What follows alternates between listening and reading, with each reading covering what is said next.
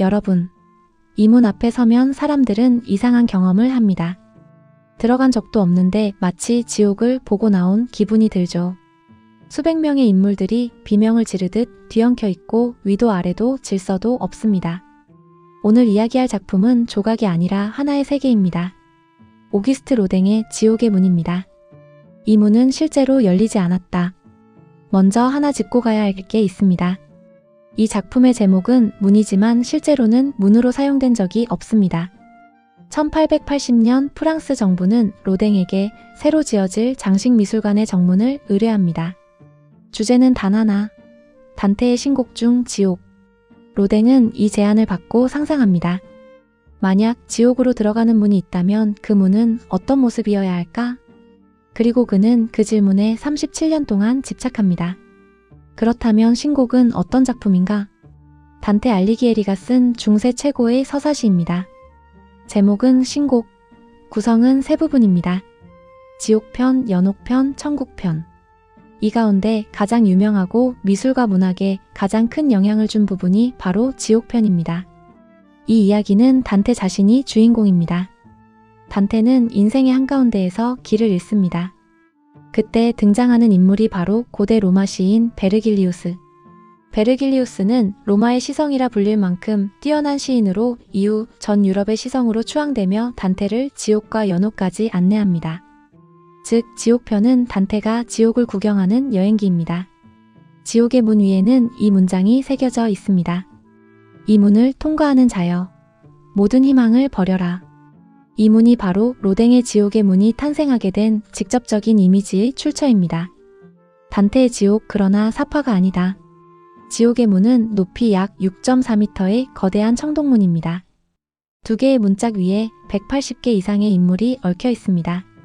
단테의 신곡 속 탐욕, 분노, 욕망, 절망에 빠진 영혼들.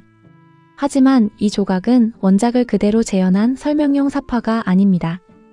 로댕은 이야기를 읽지 않아도 감정이 느껴지길 원했습니다. 그래서 인물들은 누가 누구인지 명확하지 않습니다. 대신 뒤틀린 몸, 꺾인 허리, 떨어질 듯 매달린 자세. 이 모든 것이 말합니다. 이 지옥에는 중심도 질서도 휴식도 없습니다. 위에는 사색하는 사람, 아래는 지옥. 이 문 위에 앉아있는 익숙한 조각 보이시죠? 바로 생각하는 사람입니다. 놀랍게도 이 조각은 처음부터 독립작품이 아니었습니다. 원래 제목은 시인, 단테가 자신이 만들어낸 지옥을 내려다보고 있는 모습이었죠. 그는 지옥을 내려다보며 고통을 판단하지 않습니다. 그러니까 이 인물은 고통받는 인간이 아니라 고통을 사유하는 존재. 지옥은 처벌의 공간이 아니라 사유의 공간이라는 선언입니다. 그리고 맨 위에 새 그림자. 새 그림자는 단테 신곡 지옥편에 나오는 지옥의 문 위에 선 영혼들에서 영감을 받았습니다.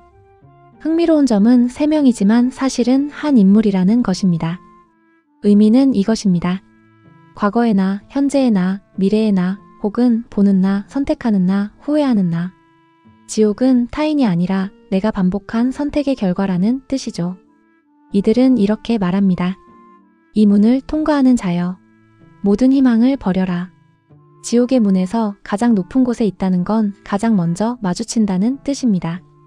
지옥은 들어가서야 아는 것이 아니라 들어가기 전에 이미 알고 있는 것이다.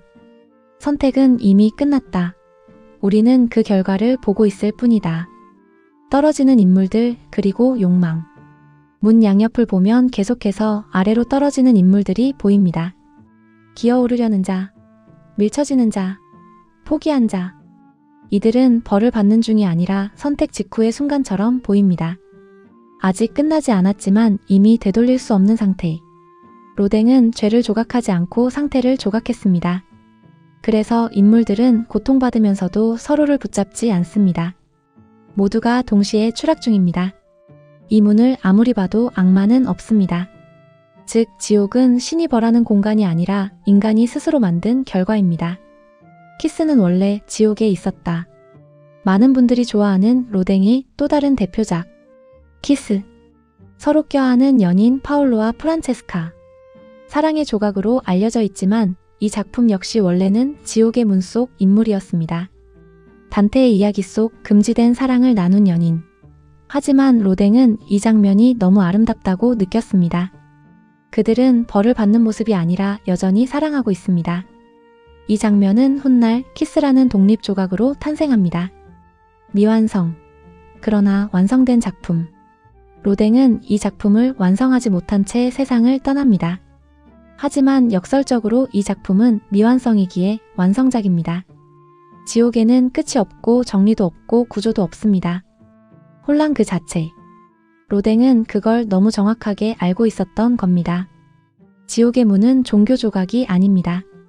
오히려 너무 인간적이어서 불편한 작품입니다. 욕망하고 후회하고 떨어지고 다시 몸부림치는 우리 자신의 모습. 고통받는 이들이 모두 낯설지 않습니다. 우리는 그들 중 한 명이 될 수 있기 때문이죠. 단테의 지옥은 주인공이 문을 통과합니다. 하지만 로댕은 이 구조를 그대로 따르지 않았어요. 단테, 지옥으로 들어감.